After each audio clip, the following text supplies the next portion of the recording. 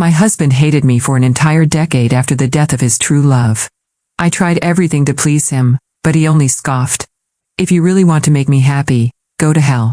That hit hard. But it hit even harder when a truck barreled toward me and he threw himself in front of it. Sebastian saved my life, only to die in a pool of blood. Before his last breath, he looked into my eyes and said, "If only I'd never met you." At his funeral, his mother wept, "I should never have forced him to marry you. He and Jillian belonged together." His father looked at me with pure resentment. "Sebastian saved your life 3 times. Why weren't you the one who died?" Everyone blamed me. Even I did. I was kicked out of the funeral. 3 years later, a time machine was invented. I didn't hesitate, I traveled back. This time, I would cut all ties with Sebastian. Let him be happy. Let everyone be happy. But something went wrong. The machine didn't take me to the beginning. I opened my eyes and there he was, Sebastian Payne, 13 years younger, standing in front of City Hall. We were moments away from getting married. His voice hit me like ice. "My parents are threatening to kill themselves if I don't marry you, Sienna Rouse. You must be proud. But even if we go through with this, what do you think you'll get out of it? Happiness?" He smirked. The Sebastian from the future was colder, calm and guarded. But this younger version still carried fire in his eyes. "Sebastian," I said, steadying my breath, "you don't want to marry me because you love Jillian Brown, right?" He stiffened slightly, then scoffed. "Yeah. So what? We're already here. You think there's a way out?" "There is," I said quietly. He let out a sharp laugh. "I'm done with your mind games. Just sign the papers. Get the certificate." He walked away. In both timelines, I had loved him for years. And in both, he never loved me. Even his parents once told me, "Sebastian has a sharp tongue but a soft heart. If he didn't love you, why would he risk his life for you?" But they were wrong. He saved me because he was kind, not because he loved me. Before I turned the dial on the machine, I had been told, if I could resolve Sebastian's 3 greatest regrets, I could free us both. The first was marrying me. So I signed the papers, using Jillian's name. Sebastian was waiting outside. I handed him the envelope, but when he tried to look, I stopped him. "Tomorrow, there'll be a surprise," I said with a smile. He narrowed his eyes. "You're acting weird. Are you that happy to marry me?" "Honestly," I whispered, "I'm just happy you're alive." A nearby couple walked by, excited. "There's going to be a once-in-a-century meteor shower tonight. They say couples who watch it together stay in love forever." I remembered watching it with him in my past life, hoping he'd fall for me. But all he did was laugh. "A meteor shower? You think that'll fix a fake marriage?" This time, I didn't hope. But to my surprise, Sebastian said, "If you want to see it, I'll go with you. But no honeymoon. I've got work." I nodded. He flagged a taxi. "I'll pick you up later." Then his phone rang. Jillian hurt her hand. "I need to check on her." "Go home on your own, all right?" "All right," I said. "You used to hate when I went to see her," he muttered. "Changed your mind?" Before I could answer, he added coldly, "Doesn't matter. We're married now. She's no threat." He left. He didn't see my bitter smile. The truth? I had never tried to keep him from Jillian, except once. Years ago, I saw Jillian kiss an older man. Later, I learned she had been with several sugar daddies. That's when I tried to stop Sebastian. But he never knew. Even after her death, he spent 10 years drowning in guilt. If I had to choose, I'd rather see him alive and with Jillian than dead and broken by regret. I went to the university to secure my admission and then returned home. Sebastian's mother, June, greeted me warmly. "You're back. Got the certificate? Where's Sebastian?" He had something urgent at work. She frowned. That boy. On such an important day. His father, Callum, just laughed. "They're married. Dinner can wait." Watching them, my heart ached. "Mr. and Mrs. Payne," I said gently. "We didn't get the certificate. I finalized plans to study abroad. I'm leaving in a few days." June's face fell. "What? Did Sebastian pressure you? You know how much you mean to him. And you studied psychology on your own just to help him." Callum nodded. He's just stubborn. Once you're married, he'll come around. They said all of this before, and it only led to pain. I reached for June's hand. You can't force love. He never loved me. I had a dream last night. In it, we married. But he avoided me. He worked himself sick. When I brought him soup, he refused it. He told me I brought him more pain than joy. And when he was 30, he died saving me. June's eyes filled with tears. I know it was just a dream, I continued, but maybe it's a warning. Maybe we're not meant to be. I just want him to live. Sebastian loved music. He hated business. He only gave it up because of the injury he got saving me. He only married me because of family pressure. I was the mistake. And I don't want to be that mistake again. I'll still take care of you both, I whispered. Even if I'm not your daughter-in-law, I'll be your daughter. They nodded, silently weeping. That was his second regret, not standing up to his parents. Maybe, in this timeline, I helped him do that. The time machine gave me 36 hours. One regret remained. As night fell, I walked to the observatory alone. The stars were just beginning to fall. The wind was gentle atop the observatory hill, brushing against my skin like a whisper from the universe, reminding me that time was fleeting. I looked up. The sky was dark velvet, scattered with stars. The meteor shower hadn't started yet, but even without it, the view was breathtaking. It had been 13 years since I last stood in this exact spot, watching the heavens and foolishly hoping the stars could fix a broken heart. A soft set of footsteps approached from behind. I didn't turn around. I thought you'd be gone by now. Sebastian's voice broke the silence. I turned slightly. I wanted to see the meteor shower. You really like this kind of stuff, huh? He stepped beside me, hands tucked into his coat pockets. You and your silly dreams. I didn't flinch at the mockery. I knew him too well. His insults were armor he had built to protect wounds he never let anyone see. Instead, I smiled gently. I guess I've always liked things that don't last. Maybe that's why I held on to you for so long. That caught him off guard. He shifted, glancing sideways. You're talking like we're not married. I exhaled. Because we're not. Not really. You just haven't read the papers yet. A flash of confusion crossed his face, followed by a scoff. What are you trying to do, Sienna? Win some moral high ground? Prove you're better than me? No, I whispered. I'm just trying to set you free. The first meteor streaked across the sky, long and golden. Then another. Soon, dozens painted trails of light above us. Sebastian fell silent. Jillian, I said quietly, she's waiting for you. At the clinic. Her hand's worse than you think. He looked at me sharply. How do you know that?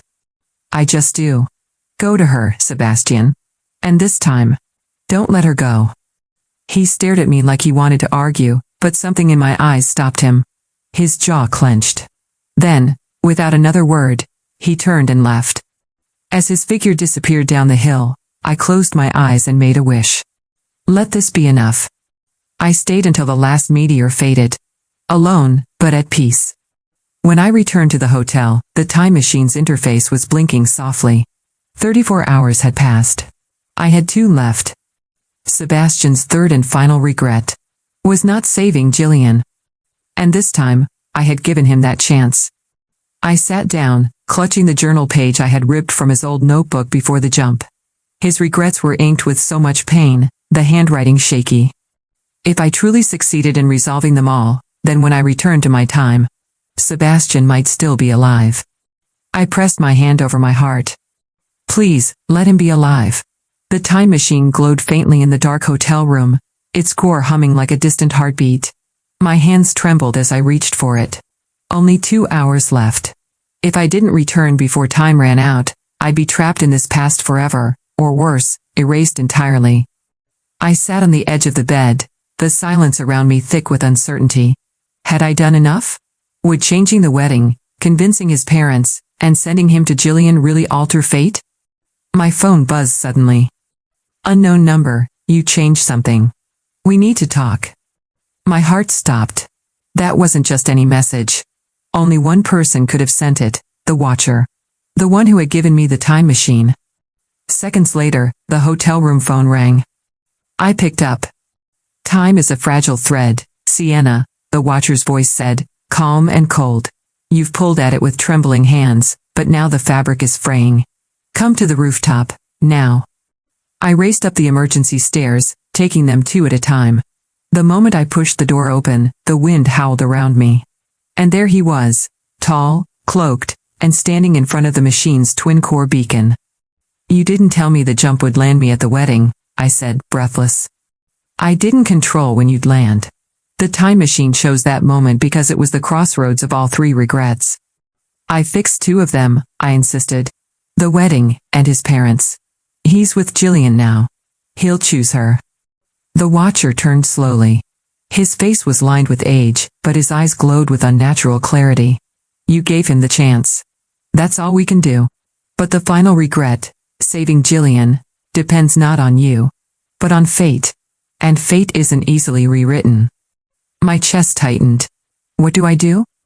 Nothing, he replied simply. In 1 hour, you'll return to your time. Either Sebastian will be alive, or not. The path you've paved is fragile. One wrong step, one moment of doubt, and it may unravel. He stepped closer. But be warned, Sienna. Love does not guarantee salvation. If Jillian lies again, if she was never worth saving, then Sebastian's heart may still break. And a broken man will always find a way to die young. I froze. You think Jillian's still hiding something? I know she is. Lightning flickered in the distance. The watcher reached into his coat and handed me a small device. A recorder. You have one chance to intercept the truth. Use this wisely. Record what you must. And when you return, decide if Sebastian deserves the truth, or peace. He vanished into the shadows before I could ask more. 1 hour left. I opened my phone, shaking. Sebastian had just sent me a message. Sebastian, Sienna. Can we talk? I saw what you did. I need to understand why. I stared at the screen, the weight of 10 years and 3 lives pressing down on my chest. I typed back. Meet me at the alley behind Wren Street. The one where we first met. The place where he'd saved me. The first time. The place where the piano prodigy lost his future for a girl who loved him too much. I didn't know what I'd find there. But I knew who I was going to fight for. The alley hadn't changed. 13 years later, or earlier, depending on how you looked at it, it still smelled faintly of damp concrete and forgotten promises. Rusted pipes lined the brick walls, and a flickering street lamp buzzed overhead. I wrapped my coat tighter around myself as the wind whipped down the narrow corridor. Sebastian was already there. He leaned against the wall in the exact spot he had once bled for me, hands buried deep in his pockets, his expression unreadable. His sharp jaw was clenched, but his eyes, those damn eyes, were stormy and restless. You picked a strange place to meet, he muttered. I picked the place where everything changed, I replied softly. He looked up, gaze flickering with unease. Why did you put Jillian's name on the license? Because I wanted you to have the life you should have had, I said. Not the one that was forced on you. Not with me. Not out of guilt or pressure. You think I married you out of guilt? His voice was sharp, cutting. You think that's why I risked my life for you? 3 times? My breath caught. Didn't you? Silence. His gaze dropped. You don't understand. I understand enough, I said. I read your journal, Sebastian. Your regrets. Regret number 1, marrying me. Regret number 2, not standing up to your parents. Regret number 3. He looked up sharply. Not saving Jillian. For a moment, he looked like I'd slapped him. How do you know all that? Because I had to know. Because I'm not the same Sienna. I came back to change your ending. Sebastian stepped forward, his face darkening. Is that what this is to you? Some twisted redemption story? You think if you play hero and bow out gracefully, I'll be grateful? No. My voice cracked. I think, if I can stop you from dying, it'll finally be worth the pain. He looked at me then, really looked at me. Dying? My hand reached for the recorder in my pocket, but I didn't press play yet. You're supposed to die, Sebastian, I said. At 30. Trying to save me, again. Because you never stopped trying to protect me. Even when you hated me. He opened his mouth, but the words didn't come. Don't you see? I whispered. Even after all the bitterness, the distance, the resentment, you still threw yourself in front of a truck to save me. You may have hated me, but your heart never changed. Tears threatened to fall, but I kept my voice steady. I came back to stop that from happening. To give you your life back.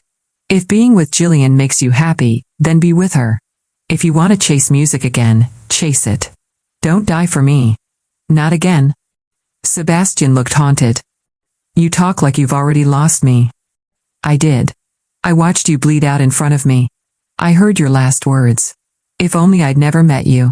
And I lived with that echo for 10 years. He turned away, running a hand through his hair. I didn't mean it. It doesn't matter. I smiled, heartbreaking. I forgave you anyway. Then, I pulled out the recorder and clicked play. Jillian's voice came through, shaky, panicked. A voicemail from her phone, recorded the day before the wedding. I told Sebastian the baby wasn't his. I needed money, so I told the truth to his mom. She said if I disappeared, they'd pay me double what I asked. I never meant for things to go this far. Please. Someone help me. Sebastian went pale. I got that message yesterday, I said. From a burner number. Someone knew I'd need it. He collapsed onto the step behind him, stunned. She lied? She took the money. Faked her way out. Let you grieve for 10 years, Sebastian. While I stayed by your side and watched you destroy yourself. His head dropped into his hands. I wasted so much time. No, I whispered, sitting beside him. You loved deeply. Even if it was misdirected. Even if it broke you. A pause. Then he looked at me again, voice raw. So what happens now? I looked at the sky. Now? We wait. I've done all I can. If fate's been rewritten, you'll live past 30. And if it hasn't? Then at least I got to say goodbye the right way. We sat in silence as the stars began to fade and the world shifted toward morning. When I opened my eyes, I was lying on the cold hotel bed, the faint blue glow of the time machine slowly pulsing beside me. The hum was gone. The countdown had ended. I had returned. My heart raced as I sat up. The last thing I remembered was watching Sebastian in that alley, his eyes full of anguish, his world collapsing in slow motion. I had left him there, with the truth, with Jillian's voice still ringing in his ears, and the weight of a future he never asked for. Now, everything felt different. I reached for my phone, fingers trembling. If time had shifted, the evidence would be there, in the details. I opened my gallery. There it was. A photo of a smiling Sebastian. Dated yesterday. Age, 31. Caption, my first recital since college. Thank you all for believing in me. My breath caught in my throat. He was alive. The time machine had worked. I collapsed onto the mattress, tears spilling freely. Not because I had saved him, but because he had finally chosen to save himself. Then the phone buzzed. Sebastian. I had a dream last night. You were crying in an alley. And when I woke up, I knew I owed you more than I ever gave. I don't remember everything, but something's changed. I want to see you. Can we meet? I stared at the message for a long moment, unable to move. Something inside me shifted, not joy, not relief, but something quieter. A peace I hadn't known in over a decade. I typed back. Me. Only if we can go somewhere with a piano. He replied almost instantly. Sebastian. Meet me at the recital hall. I'll play for you. The recital hall was nearly empty when I arrived. Just a few scattered chairs, sunlight pouring in through the tall windows, dust dancing in golden beams. And Sebastian, standing on stage, adjusting the bench, rolling up the sleeves of his crisp button-down.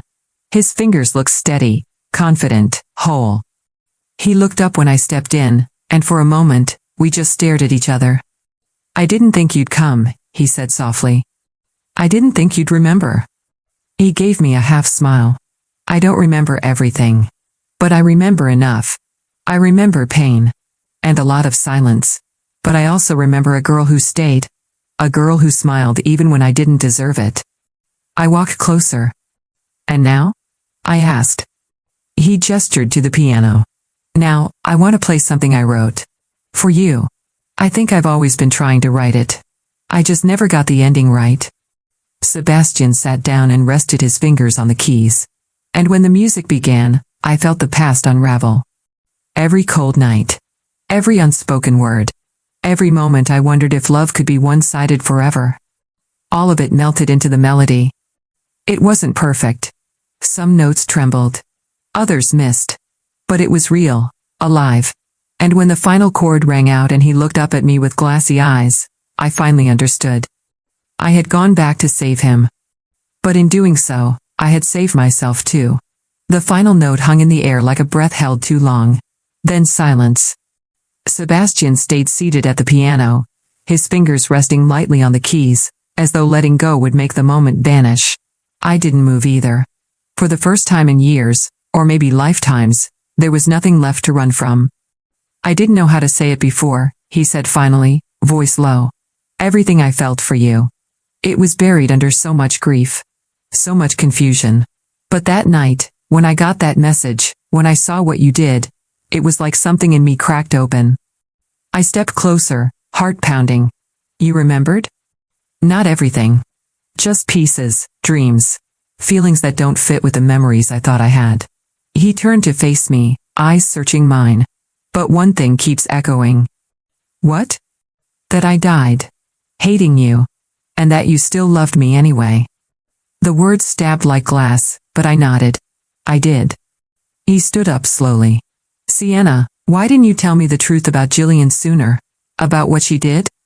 I hesitated, then answered honestly. Because you needed to find the truth for yourself. If I had forced it on you, you never would have believed me. You would have hated me more. He looked down at the stage floor, guilt tightening his features. I was so blind. I thought I was fighting for something pure. But it was a lie. It wasn't your fault, I said softly. You loved someone and she broke you. But Sebastian, you still saved me. 3 times. Even when I didn't deserve it. He looked back up, eyes glistening. You always deserve to be saved. I just didn't know how to show you that. A long silence followed. Then, with hesitant steps, he walked toward me. I don't want to waste this second chance, he whispered. I don't know what changed, or how we got here, but I want to try again. With everything honest between us this time. I held my breath. I don't need a perfect version of the past. I just need to know if you're willing to walk forward with me now. My voice cracked when I answered, Sebastian. I never stopped walking. I just didn't know if you'd ever turn around. He exhaled a laugh, shaky, almost disbelieving. Then, without another word, he pulled me into a hug so fierce it stole the air from my lungs. His arms weren't cold or reluctant anymore. They were steady, warm, real. And for the first time since the day I saw him die, I let myself believe it was over. That the pain, the loss, the ache of wondering what if, had finally been rewritten. As we stood there in the quiet of the recital hall, his voice broke the silence one more time. I don't know what our story is anymore. But I want to write a new one. I looked up at him, heart full. So do I. And somewhere, in the echo of fading piano notes, our second chance truly began. Sebastian and I walked out of the recital hall into a world that felt unfamiliar, like slipping into a story I'd never read before. The sky was pale with morning light, the streets still quiet.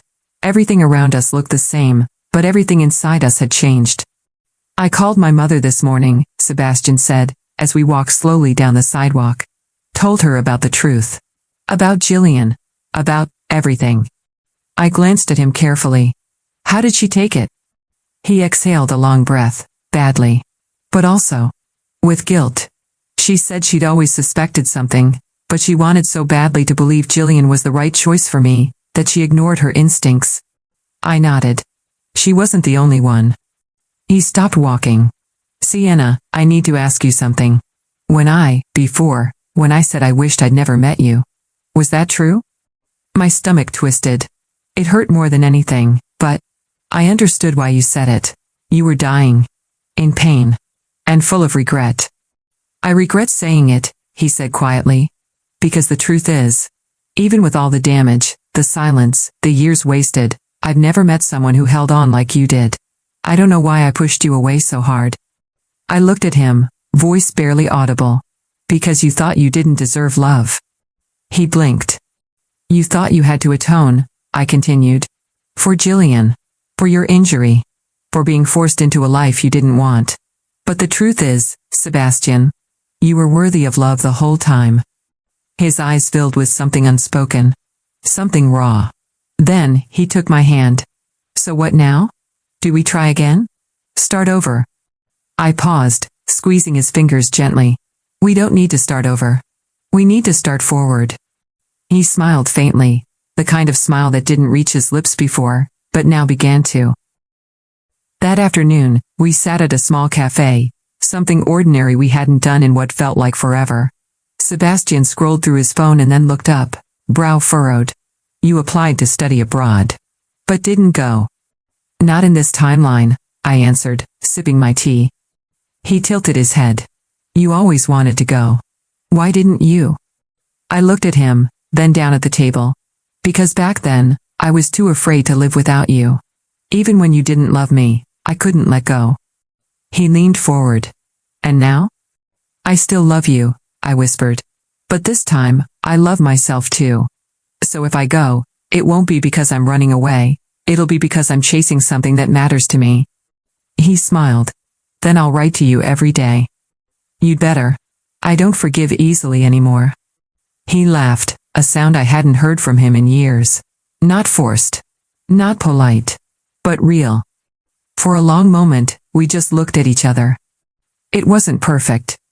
It was better. Because this time, it was chosen. No guilt. No obligation. No time machines. Just us, two people who had hurt, healed, and somehow found our way back. And as the sun dipped behind the buildings, lighting the sky in soft orange and gold, I knew. This wasn't a borrowed life anymore. This was our beginning. The next few weeks passed like pages in a journal I never thought I'd get to write. Each day was simple, ordinary, even mundane, but it was exactly the kind of peace I'd once thought impossible. No whispered resentments. No walking on glass. Just two people, relearning how to exist side by side. Sebastian and I didn't rush anything. There were still shadows between us, but they no longer haunted. They only reminded us of what we'd survived. One rainy evening, as we stood beneath the awning of a bookstore, watching the storm blur the world into watercolor streaks, Sebastian turned to me. Do you ever think about what would have happened if the accident still occurred? I froze. He continued, if the truck had hit you. Or me. If none of this had changed? All the time, I admitted. There are nights I wake up expecting to hear your last words. Expecting to lose you all over again. He looked away, his jaw tense. And if I hadn't remembered, if none of those memories had come back? I smiled sadly. I didn't come back to make you remember, Sebastian. I came back to let you live. He took my hand, slowly intertwining our fingers. Then let's not waste the time we've been given. A few days later, I returned to the alley. Not for closure, but to thank it. That forgotten stretch of broken pavement had marked our beginning, our unraveling, and, strangely, our renewal. I stood quietly in the fading afternoon light, watching raindrops slide down the walls like teardrops time had finally let go of. That's when I heard footsteps behind me. I knew I'd find you here, Sebastian said. I turned to him. You remembered this place. I don't think I ever forgot. He paused. This is where I made the mistake of thinking you were just someone I saved, instead of someone who saved me. My throat tightened. You saved me more than once. And now, he said, I want to give you something. He reached into his coat and pulled out a folded piece of paper. It was old, slightly crinkled, the edges worn by time. My journal, he explained. The real one. From before everything fell apart. I unfolded it slowly. The ink was faded, but still legible. 3 lines stared back at me. I regret marrying Sienna when I couldn't love her properly. I regret not standing up to my parents. I regret not saving Jillian. And beneath it, written in fresher ink. But now, I regret all the time I wasted not seeing Sienna for who she really was. And I don't want to live another moment without her. Tears burned at the corners of my eyes. You rewrote your regrets. He nodded. Because you helped me rewrite my life. We stood there, under the gray sky, holding the past in our hands, but no longer living in it. I love you, I said, for the first time in this new timeline. Sebastian didn't hesitate. I've always loved you. I just didn't know how to deserve it. And in that moment, I realized something profound. We hadn't changed fate. We had simply earned our way out of it. The day I left for my graduate program overseas, the airport buzzed with the chaos of goodbyes and new beginnings. Sebastian stood beside me at the gate, his hands buried in his jacket pockets, but his eyes never left mine. Are you sure you want to do this? He asked, though there was no anger in his voice, only a quiet kind of ache.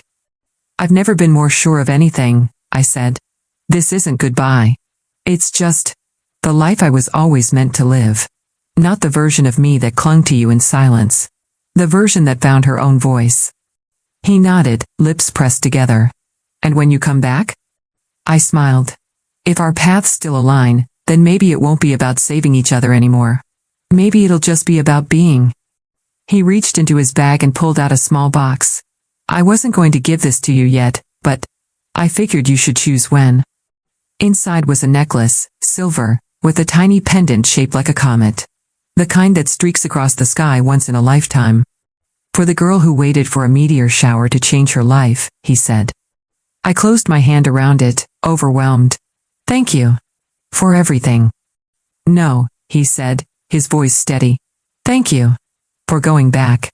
For changing the ending. I leaned in, pressing a soft kiss to his cheek. I didn't change it alone. As they called final boarding, I stepped onto the plane, carrying nothing with me except a suitcase, a comet, and the full weight of a story rewritten not with miracles, but with choice. 1 year later, I returned home to a small city that had changed just enough to feel new. At the local gallery, a charity auction was being held. The centerpiece, a piano piece composed and performed by Sebastian Payne. Proceeds went toward music therapy for trauma survivors. I watched from the crowd as he sat at the grand piano, posture relaxed, confidence flowing from his fingers into the keys. This time, there was no hesitation. No shadow of Jillian. No burden of the past. Only light. After the performance, he spotted me before I could approach him. He broke into a grin, one I hadn't seen in years. I was hoping you'd come. I wouldn't miss it, I said, holding up the pendant he'd given me. Still wearing it. I'm glad. He stepped closer, lowering his voice. I have something for you. He handed me a worn leather-bound book. It was his journal. The original, and the updated one. Side by side. Inside the final page, a new entry had been written. Greater than today, I saw her in the crowd again. Her smile still stops time. I don't know what the future holds. But if she says yes, I'll never waste another moment trying to rewrite the past. I'll just write the rest, with her. I looked up, breath hitching. Are you asking me to stay? No, he whispered, pulling me into his arms. I'm asking if I can go wherever you go. For the first time in forever, I said yes without fear. Because love wasn't about rewriting time. It was about living the time we're given, with someone who chooses you back. 3 years later. The air was warm that morning, the kind of golden hush that made everything feel possible. Our home sat on the edge of the city, wrapped in ivy and morning light, the piano room's windows flung open to let in the breeze. Inside, I sat curled on the window seat, coffee in hand, listening to the quiet hum of keys being tested in the next room. Sebastian never played the same song twice. He said music was like love, it had to be lived, not repeated. I glanced down at my laptop, rereading the last paragraph of the manuscript I'd spent the last 6 months writing. It was a memoir. Not just mine, ours. Not the tragic version that had nearly come true. The real one. The one where a woman used a second chance not to rewrite the man she loved, but to release him from the past. And in return, he'd found his way back to her. A knock came on the frame. Sebastian leaned in, hair a little messy, a pencil stuck behind his ear like always. Finished? He asked. I closed the laptop slowly. Yeah. Final chapter's done. He walked over and sat beside me, looking down at the screen. Does it end the way you want it? I nodded. It ends the way it needed to. He rested his forehead against mine. Then maybe it's time to let the rest of the world read it. I smiled. Maybe. But I don't think it's the ending anymore. It's just where we stop writing and start living. A small giggle echoed from down the hall. Our daughter, Ava, poked her head around the corner. Her curls bounced with every step as she ran to us, carrying a drawing of stars and a piano and crayon. Look. It's the song Daddy played when he met Mommy. She beamed. Sebastian laughed. Close enough. I pulled her into my lap, heart full. It's perfect, sweetheart. As the three of us sat there, tangled in sunlight and music and second chances, I thought of the girl I used to be, the one who begged to be loved, who begged for fate to change. And I thought of the woman I became. Not because fate changed for me, but because I changed it. We never told anyone about the time machine. We never had to, because the proof wasn't in the science. It was in the life we chose to build, day by day. Not perfect, but ours. And in the end, that was the greatest rewrite of all.